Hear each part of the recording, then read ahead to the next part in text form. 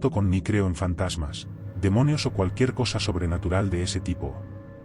Olvida cualquier cosa que hayas visto en películas o escuchado en leyendas urbanas.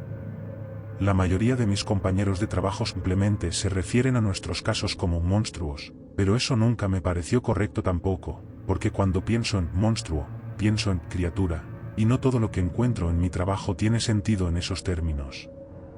Las cosas que estudiamos y exterminamos son tan extrañas que tenemos que anunciarnos como otros servicios por completo, a veces como cazadores de fantasmas, a veces incluso como si ofreciéramos consejos médicos alternativos.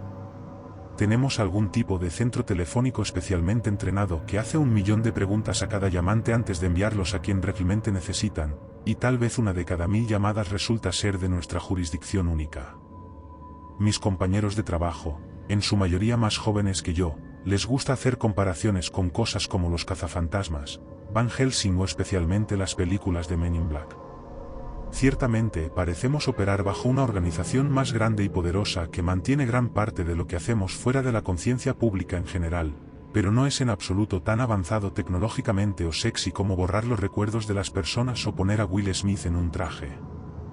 Nuestra oficina comparte un lugar con un Subway, una tienda de antigüedades y una tienda de bordados. Operamos desde una furgoneta blanca golpeada y el equipo más indispensable que nos dan ha demostrado ser palas, buenas para aplastar, golpear, cortar, empujar, recoger, y por supuesto, cavar un buen agujero.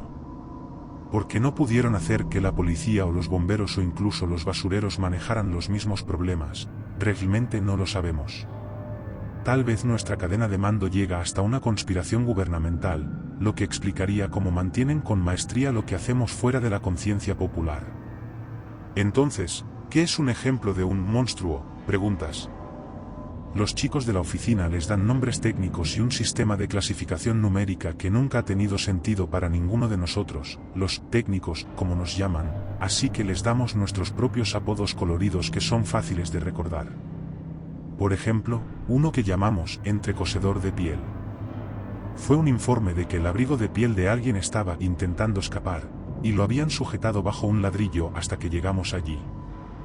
Ben, mi compañero frecuente, ya había visto algo similar antes, así que lo dejamos ir y lo seguimos hasta una casa vacía donde encontramos cientos, miles de otras pieles, láminas de cuero, cualquier cosa técnicamente hecha de piel fusionada en un gran edredón que cubría las paredes, los pisos y los muebles.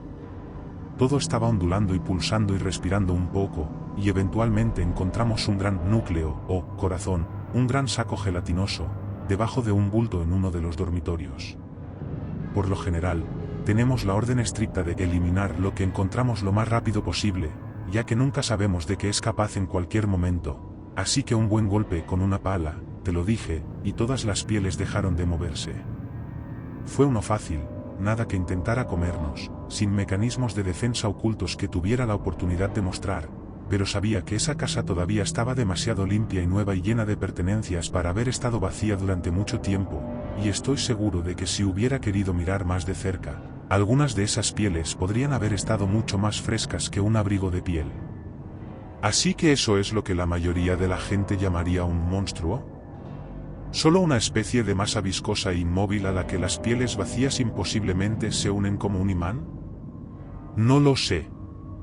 He visto algunas cosas que eran más como criaturas, seguro. Algo que apodaron, primo segundo cosita, era un enorme tubo parecido a una oruga de cabello que desenterraba tumbas y chupaba los cuerpos de sus ataúdes, pero una vez lo cortamos, ni siquiera tenía órganos. Resultó ser nada más que cabello, todo el camino a través de cientos de personas muertas diferentes, y nunca descubrimos a dónde iban el resto de sus comidas ni siquiera porque murió cuando lo cortamos en pedazos. He visto un gran nudo de mangueras elásticas que rueda sin rumbo, rociando un gas rosa que hace ampollas en la piel como una quemadura solar grave. Ben lo llamó Tángele de mierda en el momento en que lo vio, por algo de su juego de Pokémon Go, y simplemente quedó. Incluso he visto un par de cosas que caminan sobre piernas de verdad, como lo que Internet llamó el caminante nocturno y descartó como un mal efecto de títere. Esas pequeñas criaturas han aparecido algunas veces en todo el país y son bastante inofensivas, pero alguien me advirtió que nunca dejara que una muerta toque mi piel desnuda, y no me dijeron por qué. La mayoría de las cosas, sin embargo, son mucho más abstractas, mucho más cercanas a entrecosedor de piel o incluso más difíciles de expresar con palabras. He visto manchas de luz de colores que se arrastran y beben gasolina, estructuras de cristal brillante que se reproducen a través de tormentas eléctricas y cosas que pueden devorarte vivo a través de sus sombras. Una vez, despejamos un depósito de chatarra de este tejido morado y peludo que ni siquiera se movía, pero cualquier tipo de metal que entraba en contacto con él se convertía casi instantáneamente en más de eso. Este se ganó el nombre de Devora Pedro Púrpura en memoria de Pedro, en ese momento nuestra pala más antigua y más maltrecha. La mayoría son casos de clase 1.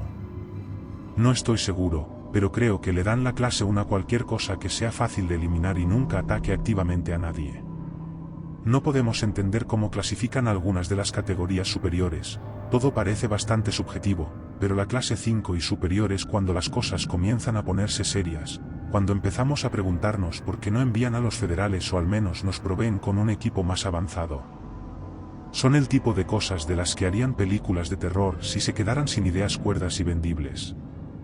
Esto nos lleva a mi némesis, en cierto sentido, mi Moby Dick. Es uno al que la oficina llama insípidamente, replicador inestable, lo que no te dice nada importante, y la mayoría del equipo lo llama de manera inapropiada, comida de niño. Solo Ben y yo encontramos el nombre poco divertido, probablemente porque ambos tenemos hijos propios, aunque la gran diferencia entre Ben y yo es que no encuentro graciosos ninguno de nuestros casos. Ni interesantes. Ni geniales. Puedo ver cómo a alguien le gustaría, pero para ser honesto, incluso los más inofensivos me aterran positivamente. Odio que no sepamos de dónde vienen ni qué son, que ni siquiera sepamos si están relacionados con freaks aleatorios de la naturaleza o si todos tienen una fuente unificadora. Odio especialmente que haya alguien, en algún lugar de la cadena, que probablemente tenga respuestas que no nos consideran dignos de saber, incluso cuando seguimos arriesgando nuestras vidas por ellos. La única razón real por la que sigo haciendo lo que hago es que, de cualquier manera en que estas criaturas o fenómenos entren en este mundo, quiero contribuir a sacarlas de él, especialmente a esta. Estuve presente en la primera llamada del replicador. Una madre de 2 hijos había hablado con médicos, exterminadores e incluso la policía en su esfuerzo por descubrir que estaba lastimando a sus bebés, un niño de 2 años y una hija recién nacida. Incluso habían investigado a la madre en los servicios de protección infantil, pero coincidieron en que las heridas parecían más mordeduras muy malas, una reacción alérgica grave a algo como chinches o pulgas. El problema era que la madre estaba retirada del control de plagas ella misma. Incluso tenía un título en entomología. Nadie la tomó en serio cuando decía que no había insectos, sanguijuelas o murciélagos vampiros ni ningún organismo documentado en el mundo que pudiera dejar esas mordeduras particulares, y luego supongo que una amiga suya nos recomendó. Esas mordeduras eran terribles. Los niños estaban miserablemente, hinchazones rojas del tamaño de una pelota de béisbol en el brazo izquierdo del niño, en la parte baja de la espalda, y en la pierna derecha de la niña, la piel circundante agrietada y escamosa. En el centro de cada una había una cicatriz en forma de X. No una herida, sino tejido cicatricial rosado, lo cual era extraño, porque según su madre, las mordeduras ya estaban cicatrizadas de esa manera cuando las vio por primera vez, todas las mañanas que aparecía una nueva. Incluso estaba manteniendo a sus hijos en la cama con ella, y todavía los atacaban cada pocas noches sin despertarlos. 6 mordeduras en total ahora, 3 por niño, con las mordeduras más antiguas desvaneciéndose rápidamente. Incluso había instalado cámaras por todas partes, pero solo demostraban lo sigiloso que debía haber sido el atacante. De los 2 eventos de mordedura captados en la cámara, la ubicación de la mordedura ni siquiera estaba expuesta. Una vez fue en la espalda de la bebé exactamente donde había estado acostada, y no había nada en la ropa de cama. Otra vez fue en la pierna del hermano mayor donde había estado sentado en una silla de plástico. Era como si la entidad pudiera alcanzar a través de la materia sólida. Lo que más la inquietó, y a mí también, fue que en otras 2 ocasiones, se había quedado dormida a mitad del día, no habiendo dormido mucho en mucho tiempo, solo para despertarse con un grito. Otra mordedura, esta vez mientras sus hijos estaban despiertos y jugando. Para la segunda ocasión, se dio cuenta de que el atacante nunca había estado yendo tras los niños mientras dormían. Siempre había estado esperando alimentarse solo cuando ella dormía. No puedo describir lo enfermo que me hizo sentir. Fue una muestra de inteligencia mucho más allá de cualquier animal chupasangre, y mucho más allá de las pústulas y biopelículas habituales que catalogamos. Como era de esperar, había estado evitando todo el sueño que podía durante varios días ya, y ya estaba afectando su salud. Desafortunadamente, las mordeduras por sí solas no nos ayudan a localizar al perpetrador, y nada más parecía fuera de lugar. No había olores extraños, ni senderos viscosos, ni ruidos extraños. Dijo que ya había revuelto su casa buscando cualquier otra cosa fuera de lugar, e incluso nuestros dos perros, Mulder y Scully, aunque ambas eran hembras, no encontraron nada preocupante en la casa. Casos como este eran raros, ya que muchas de nuestras criaturas no son terriblemente móviles o simplemente no son lo suficientemente astutas como para alejarse de la escena del crimen. Cuando encontrábamos signos de actividad pero no había especímenes físicos, al jefe le gustaba llamarlo un chapoteo, por este misterioso sonido de animal que solían grabar en el océano. También le gustaba recordarnos que el chapoteo aparentemente resultó ser pedos de peces, como una observación al margen. Todos odiábamos los chapoteos, porque se nos exigía poner esfuerzo en buscar una causa, pero casi nunca teníamos éxito. Este caso ya nos estaba deprimiendo, porque alguien, un par de dulces personitas, para ser exactos, ya había sido herido. Deseábamos mucho encontrar la fuente, pero no teníamos idea de qué buscar ni dónde podría estar escondida. Podría ser del tamaño de un ratón, por lo que sabíamos. Podría ser algo que se entierra muy profundamente en la tierra entre los ataques. Incluso podría ser un auténtico imitador, un monstruo que se parece perfectamente a algo mundano, aunque no se había registrado ningún caso conocido de un imitador tan convincente, al menos no hasta ahora. Prometimos que haríamos todo lo que estuviera a nuestro alcance, y por supuesto, teníamos la intención de hacerlo, pero todos sospechamos en lo profundo que la defraudaríamos, que tendría que mudarse de su hogar familiar y rezar para que el misterioso chupasangre se quedara atrás. Pasamos una semana entera buscando en el vecindario, preguntando a los residentes si habían tenido problemas similares bajo el pretexto de un informe de murciélagos rabiosos. Tomamos turnos cuidando a los niños mientras la madre podía dormir un poco, y todos nos sentimos aliviados al descubrir que esto realmente funcionaba.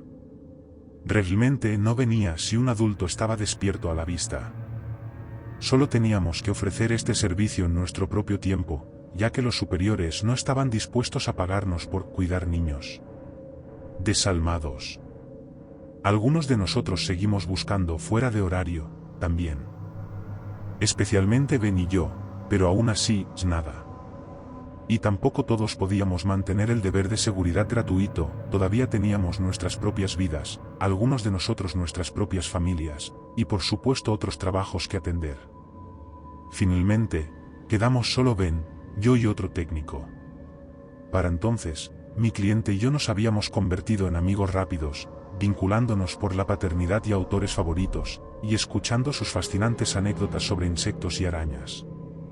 Incluso la visité un par de veces en mis días libres, intercambiando historias de trabajo. Me habló sobre diferentes tipos de simbiosis, como las cucarachas son mucho más limpias de lo que la gente cree, como el uso excesivo de pesticidas creó las chinches ultra resistentes que ahora aterrorizan América del Norte.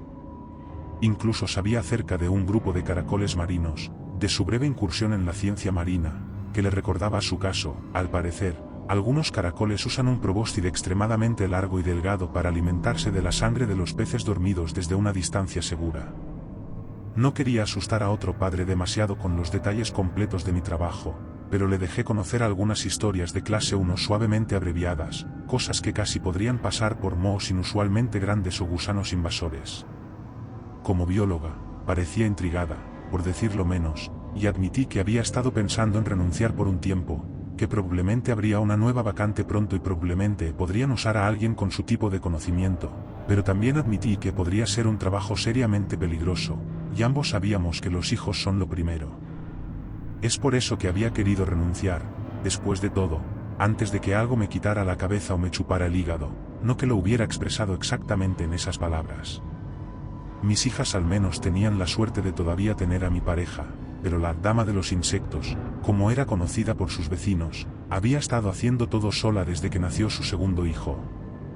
Fue en la noche de una de esas visitas que Ben estaba programado para cuidar a los niños, pero la conversación con mi nueva amiga se volvió tan absorbente que ambos perdimos la noción del tiempo. Ambos habíamos estado diciendo que probablemente deberíamos irnos a dormir, que probablemente necesitaba regresar a casa, solo para que algún otro nuevo tema de conversación surgiera en medio de nuestros adioses y reiniciara el chisme por otra hora. Antes de que nos diéramos cuenta, estaba llegando tarde y pensé que podría hacer el turno de Ben. No quería acortar nuestra visita y hacer el viaje de 40 minutos de regreso a casa cuando podría haber sido otros 40 minutos de socialización pendiente. Había sido tan divertido que se me olvidó por completo que ya había trabajado hasta tarde la noche anterior, y aquí estaba prometiendo sin pensarlo mucho que podría pasar otra noche en vela. Me di cuenta de mi error cuando mi amigo finalmente tuvo que acostarse en la cama, y de repente me encontré solo con mi teléfono, mi aguda conciencia de cuánto cansado estaba en realidad, y los suaves ronquidos de una pequeña familia que acababa de poner completamente su seguridad en mis manos. Me dije a mí mismo que estaba bien, que había tomado suficiente café, que si empezaba a sentirme lo suficientemente somnoliento podía ponerme de pie o escuchar un podcast, y lo siguiente que supe, me desperté de un profundo sueño por un grito de pánico. No uno de los niños siendo mordido, sino el grito de su madre, mi amiga, cuando se despertó temprano en la mañana y encontró a su hijo pálido y apenas consciente, con una X más grande que nunca marcada en su muslo. Las disculpas que balbuceé mientras me apresuraba hacia ellos se sintieron vergonzosas, y dolió aún más que más tarde ella me pidiera disculpas a mí por haberme quedado tanto tiempo, que ella se estaba culpando a sí misma por mi incompetencia. El resto de esa mañana lo pasamos en el hospital, yo en la sala de espera, mi amiga, si es que incluso merecía seguir siendo su amiga, quedándose con su hijo en cuidados intensivos. Fueron las 3 horas más tortuosas de mi vida antes de que finalmente escuchara que había recobrado el conocimiento, pero que necesitaba una transfusión de sangre de emergencia y tendría un tiempo prolongado de recuperación. Eso les costó su hogar. No pude culparla por llevarse a sus hijos y huir tan lejos como pudo, incluso dejando cada objeto personal atrás en la posibilidad de que esta criatura pudiera estar escondida o camuflada en cualquier lugar. Nunca he sido muy religioso, pero le doy gracias a Dios de que no viajó con ella después de todo, que nunca volvió a afectar a su familia una vez que se mudó con su hermana a la costa este. Lo sé porque ella ha seguido en contacto conmigo, sigue disfrutando evidentemente de nuestra amistad, incluso me dejó una invitación abierta para quedarme con ellos si alguna vez estoy en la zona. Me gustan nuestras pequeñas charlas y llamadas telefónicas, pero no puedo escapar de la culpa que todavía me corroe cada vez que escucho su voz. Aún más culpable cuando le dije que no había surgido nada nuevo de su caso, porque eso era una mentira, pero la verdad no es algo que ella deba escuchar nunca. Casi 6 meses después, una llamada en particular me heló la sangre. Esta vez se trataba de un niño de 4 años, que ya había sido mordido 2 veces, y esta vez nuestros empleadores los aislaron en una habitación durante unas semanas de cuarentena, con la esperanza de que la criatura se alejara o muriera de hambre, o al menos saliera de su escondite. Pero al llegar a la semana y media, aún no teníamos resultados y me quitaron del caso cuando quedó claro que estaba obsesionándome demasiado, pasando demasiado tiempo libre recorriendo la casa del cliente una y otra vez. Me asignaron a un trabajo de vigilancia temporal, nuestro trabajo de campo más relajado, investigando las llamadas más ambiguas que a menudo resultaban ser falsas alarmas o bromas. Fue prácticamente unas vacaciones pagadas, y acogí la excusa para tomarlo con más calma. Al menos hasta que llegó el informe anónimo en una tarde de lunes, alguien que no quiso identificarse pero encontró algo gravemente jodido como el infierno en el sótano de un viejo almacén. Si eran un administrador de propiedades con licencia o un intruso ilegal, no era asunto nuestro. En ese momento, yo era el único disponible para la vigilancia, y maldigo esa suerte tanto como también, de una manera retorcida, estoy eternamente agradecido de que fuera yo. El almacén estaba bastante apartado, rodeado en su mayoría de bosques, pero conocía la ruta demasiado bien, mi querido amigo había vivido en ese mismo distrito, a solo 1 milla de donde comenzaban esos bosques. Coincidencia, supuse, pero no pude evitar recordar ese caso, pasando por tantos puntos de referencia que habíamos revisado exhaustivamente buscando cualquier cosa fuera de lo común, cualquier cosa que pudiera estar conectada con ese vampiro invisible. Tan pronto como entré en el edificio, se me erizaron los pelos de la nuca. Pensé que podía escuchar algo, débilmente, tan débilmente que podría haber sido cualquier cosa, desde el viento soplando sobre una tubería antigua hasta alguien cantando gospel, como cuando se pueden escuchar pequeños fragmentos de voces humanas de una radio o una televisión en otra habitación. Pero la forma en que hizo que mi corazón latiera, creo que mi mente subconsciente sabía exactamente qué era. Probablemente debería haber llamado a refuerzos, pero no quería hacer perder el tiempo a nadie por un ruido ambiguo y un instinto, así que busqué una puerta que llevara al sótano, y cuando reconocí esos sonidos, ni siquiera podía pensar con claridad para llamar a nadie. Todo lo que podía sentir era una alarma instintiva, un reflejo de rodilla jersey que solo había sentido una vez en mi vida y que había esperado nunca volver a experimentar, el pánico que sentí cuando escuché a mi propio hijo llorar de dolor con una pierna rota. No era el mismo sonido, pero cuando escuchas lo que estás seguro de que es el llanto de un niño humano en el sótano siniestro de un edificio abandonado, es luchar o huir. O bien eres lo suficientemente supersticioso como para pensar en fantasmas y apariciones y ya estás a medio camino a casa con la orina en los pantalones, o eres lo suficientemente realista como para pensar en tráfico de personas y abuso infantil, y atraviesas esa puerta del sótano y bajas por esa vieja escalera temblorosa sin importarte en absoluto tu propia seguridad, tan abrumado por el instinto parental que todo es un borrón antes de encontrarte en la fuente de ese sonido horrible, horrible. Como lo hice yo, prácticamente teletransportándome desde el piso de arriba hasta un sótano donde de repente me encontré congelado, paralizado de pie con el corazón en la garganta y la linterna temblando en mi mano. Conocía a ese rostro de niño. Y su hermana pequeña. Y su hermano mayor. Y su hermana pequeña. Y su hermana pequeña. Y su hermano mayor. 10, 15, 20 antes de empezar a perder la cuenta y finalmente grité, doblándome en el suelo en lo que debió de haber sido histeria ante lo que estaba viendo. ¿Los mismos dos niños? Pero no los mismos dos niños. Había demasiados de ellos y demasiadas otras cosas mal, cosas que no podía procesar mientras seguía gritando, encogido en una bola en la base de las escaleras mientras mi linterna bailaba locamente sobre el infierno subterráneo. No sé cuánto tiempo estuve allí. Debe haber sido mucho tiempo, y deben haberse preocupado cuando no había informado ni respondido mi teléfono, y muy pronto al menos alguien más estaba gritando. Otro alguien más estaba vomitando. Reconocí el exabrupto habitual de Ben de Jesús H. Cristo, pero roto y débil, sin su característica tranquilidad irónica. Los dos niños habían sido copiados, más o menos. Habíamos visto monstruos intentar recrear o imitar a las personas de vez en cuando, formando caras o brazos con carne sobrenatural y protoplasma nauseabundo, incluso algo que encontramos creciendo un cuerpo humano sin cabeza en su interior parecido a un útero, pero ninguno de nosotros había visto algo tan completo, o a esta escala tan grande. La mitad del sótano estaba llena de una masa sin forma de carne, incluso creciendo por las paredes y sobre parte de la plomería expuesta, y toda su superficie estaba formada por copias de aquellos niños que todos habíamos llegado a conocer tan bien. Sus proporciones no eran consistentes, había rostros de bebé más grandes que balones de baloncesto, torsos estirados, piernas ramificadas, cuellos alargados y dispersiones aleatorias de rasgos faciales, pero a la vez eran demasiado perfectos, porque todos estaban muy vivos. Cada nariz estaba goteando. Cada ojo estaba derramando lágrimas.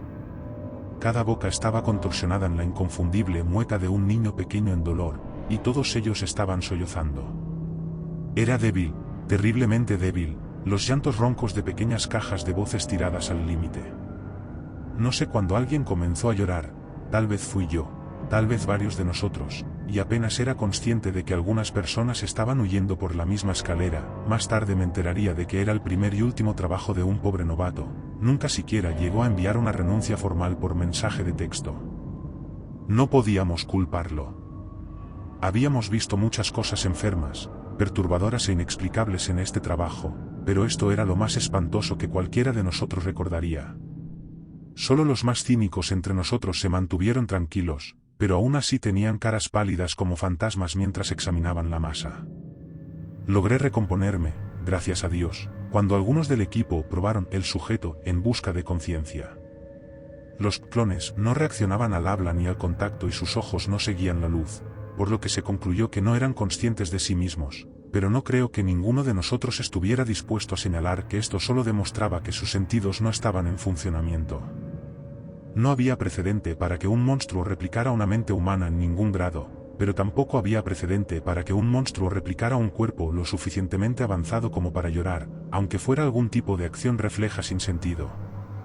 Afortunadamente, el jefe estuvo de acuerdo en que no tendríamos que hacer nada más que recopilar datos, que el resto sería atendido por el equipo de limpieza al que nunca se nos permitió conocer, y nos aseguró que lo que iban a hacer sería rápido. Para ese momento, mi horror ya había dado paso a algo más, una emoción más fuerte y mucho más enfocada, y los detalles que había captado a través de la niebla de mi repugnancia se estaban acomodando perfectamente. Por supuesto, sabía a quién culpar de esta afrenta a Dios, todos lo sabíamos. No podía haber sido otra cosa que ese acosador invisible que ahora sabía había estado recolectando la sangre, la información genética, de esos mismos dos niños, y ahora al menos una víctima más de la que habíamos oído hablar, una que muy bien podría haber comenzado a copiar en otro lugar. También reconocí algo más, tan extraño y repugnante era el montón de anatomía mal formada que había recogido durante un tiempo. A medida que el shock inicial disminuía, la ira aumentaba constantemente.